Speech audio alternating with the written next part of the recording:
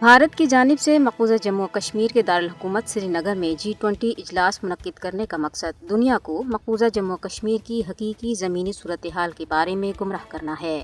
مودی حکومت سری نگر میں G20 اجلاس کے انعقاد کے ذریعے مقبوضہ کشمیر میں حالات کے معمول پر آنے کا غلط تاثر اور 5 اگست 2019 میں اپنے غیر قانونی اقدامات کو قانونی حیثیت دینا چاہتی ہے۔ سری نگر میں G20 اجلاس کرانے کا ایک مضمون مقصد مقبوضہ جموں و کشمیر اور بھارت میں انسانی حقوق کی بڑے پیمانے پہ خلاف ورزیوں سے عالمی برادری کی توجہ ہٹانا بھی ہے۔ بھارت مقبوضہ جموں و کشمیر میں اپنے مضمون مقاصد کے حصول کے لیے G20 فورم کا استحصال کر رہا ہے۔ G20 رکن ممالک کو یہ نہیں بھولنا چاہیے کہ جموں و کشمیر بین الاقوامی سطح پر تسلیم شدہ متنازع علاقہ ہے اور یہاں بھارتی حکومت انسانیت کے خلاف سنگین جرائم کا ارتکاب کر رہی ہے۔ تسلیم شدہ متنازع علاقے میں G20 سربراہی اجلاس منعقد کرنے کا بھارتی منصوبہ اقوام متحدہ کی ساکھ کو مجروح کرنے کے مترادف ہے۔ G20 ممالک کو اقوام متحدہ کے نامزد کردہ متنازع مقبوضہ کشمیر پر تنازع کھڑا کرنے کی بھارتی سازشوں کی ڈٹ کر مخالفت کرنی چاہیے۔ G20 ممالک اگر مقبوضہ جموں و کشمیر میں مودی کی میٹنگ کی دعوت قبول کرتے ہیں تو وہ بھی مظلوم کے مقابلے میں ظالم کا ساتھ دیتے ہوئے نظر آئیں گے۔ اہل کشمیر نے مقبوضہ جموں و کشمیر میں G20 اجلاس کے انعقاد کو یکسر مسترد کیا ہے۔ کشمیری عوام کبھی بھی G20 اجلاس کے ذریعے مقبوضہ جموں و کشمیر کی متنازع حیثیت کو کمزور کرنے کی اجازت نہیں دیں گے۔ کل جماعتی حریت کانفرنس نے G20 ممالک سے اپیل کی ہے کہ وہ سری نگر میں ہونے والے مجوزہ اجلاس کا بائیکاٹ کریں، کیونکہ بھارت مذکورہ اجلاس کو جموں و کشمیر کے عالمی سطح پر تسلیم شدہ متنازع خطے پر اپنے غیر قانونی قبضے کو جواز فراہم کرنے کے لیے استعمال کرنا چاہتا ہے۔ ماہرین نے بھی خدشہ ظاہر کیا ہے کہ ماضی کی طرز پر بھارتی ایجنسیاں